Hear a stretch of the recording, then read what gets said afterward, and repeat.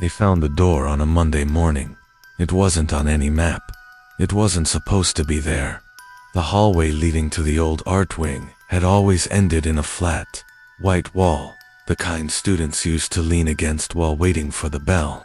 Teachers had passed it for decades, without a second thought. But that day, room 19 appeared. Not constructed, not painted. Appeared. Steel gray, no label. Smooth as stone, with a black iron handle. No window, no keyhole, just there, like it had always been. Janitor Halpern said he'd passed through at 6:03 a.m. Nothing.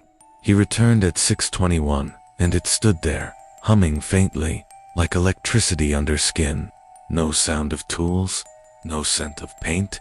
Yet, when Principal Moreno opened it hours later, the hinges groaned like they'd been waiting. Inside was a long, narrow classroom, dusty desks, chalkboard scratched with dates from the 1970s. An old American flag drooped in the corner, cobwebs laced through open books on each table, history texts filled with names that didn't match any current faculty. There were coats hanging in cubbies, shoes under desks, half-yearsed notes on the board. Final exam moved to June 5th. But the strangest part, the room was warm. Not just room temperature, warm like breath, like someone had stepped out only minutes before. Moreno checked every floor plan the district had archived. Room 19 never existed. Permits for construction stopped in '86. No utility connections, no plumbing, no HVAC. When teachers asked who'd built it, no one had answers, but rumors began fast. Some said it was an old fallout shelter. Others claimed it was a forgotten project from the Cold War era. But the students, they were already daring each other to go inside. And then, one did. Aiden Foster, 11 years old, obsessed with mazes and riddles. The kind of quiet kid who always sat closest to the exit. On a dare, he stepped through the threshold at lunch, said he'd be out in 2 minutes. Security cameras caught him pushing the door open, walking in, turning once, as if listening to something, and then nothing. He never came back out. His mother still drives to the school every Wednesday, brings a bag of Aiden's favorite trail mix, leaves it by the door. The bag is always empty by morning. 2 weeks after Aiden vanished, the school held a grief assembly.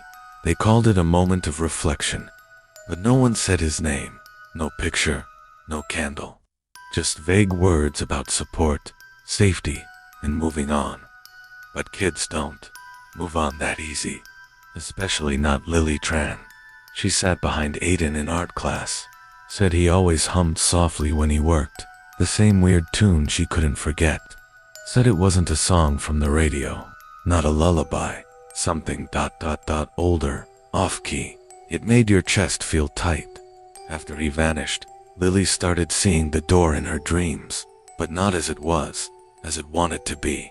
Twisted, stretched, with peeling paint and an eye in the middle that blinked when she looked too long. She told the guidance counselor. He blamed it on stress, until she came in with a sketch. It was room 19, perfectly drawn, but with a window on the side that didn't exist. The window faced inward. Through the wall, Lily said she saw someone behind it. Thin, pale, wearing a school uniform no one recognized, just standing there, smiling. They checked room 19 again. Still empty, still dusty. But that night, the motion sensors in the hallway tripped. 4 times. Always near room 19. When security checked the feed, they saw Lily, standing outside the door, talking to someone inside. When they found her the next morning, she was asleep outside room 3. In her hand was a piece of chalk, the wall beside her, covered in drawings. All doors, all open. One had Aiden's initials carved into it. Another was labeled Mother, and one was cracked just enough to show an eye. The next day, Lily didn't return to school. Her parents pulled her out, moved states, changed numbers. But someone kept leaving drawings on the school's walls. The chalk never runs out, and the doors keep changing. Miss Evelyn Marlowe had seen strange things in her 30 years of teaching. She used to say that children could sense things adults learned to ignore, but she didn't believe in ghosts. Not until room 19. She was in the building, the night the power went out. Alone, grading essays in the teacher's lounge, when the lights flickered and went black. Emergency generators kicked on, but the hallway to room 19 remained dark, completely. She swore she heard humming. That same off-key melody Aiden used to hum, and a sound like desks scraping on concrete, slowly, dragging. She followed it. Some part of her wanted to prove it was nothing, just the wind, just nerves. But when she turned the corner toward room 19, she found the door wide open. Inside, not a classroom anymore. A forest, not metaphorically, not dreamlike. A real forest, fog-covered pines, so tall she couldn't see the ceiling, leaves moving without wind. Something breathing in the distance, and voices. Children, laughing, whispering her name, calling her to come in. She didn't. She ran. The next morning, room 19 was closed, just a regular old room again. But Evelyn was never the same. She started writing names on her arms, with permanent marker. Aiden Lily, her own name, in capital letters. When the principal asked why, she said, "If I forget who I am, it takes me." Then one day, she vanished mid-class. 22 students saw it. She was teaching, then gone. The chalk she was holding dropped mid-sentence. It rolled into the hallway, where room 19 waited. They tried to paint over the door, seal it, block it. It reappeared, sometimes closer, sometimes warmer. It always comes back, and it remembers who believes. You need to hear this part closely, because this is where the story stops being just strange and starts becoming personal. Last fall, the district brought in demolition crews. No press, no parents informed. Just a quiet overnight order to seal off the hallway and break down room 19. But the door wouldn't break. The workers drilled, sawed, slammed steel into the frame, and the moment they turned around, the damage disappeared. Not metaphorically, literally gone, like the wall had never been touched.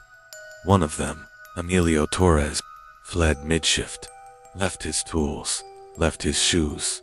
He was found walking barefoot 12 miles north by the highway. When police picked him up, all he said was, "It isn't a room, it's a question."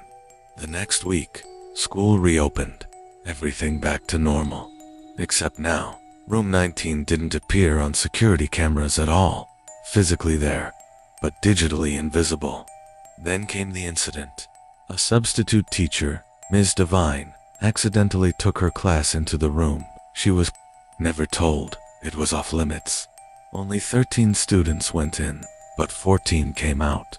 One girl's name was never on the roll call. No one remembered her enrolling. No parents, no record. But she knew things about the school, about Aiden, about Evelyn, about you. She pointed to a janitor and whispered, "He leaves the lights on for them." They searched the room again. This time, they found a desk that hadn't been there before, with your name carved into it. So if you're watching this, if this story found you, if you've ever dreamed of a room that hums when you breathe too loud, ... you need to understand something. This wasn't just a story, it was a door, and you just walked through it. Comment, "I remember room 19 inches twice below," not for me, but to prove to yourself you made it back. Asterisk.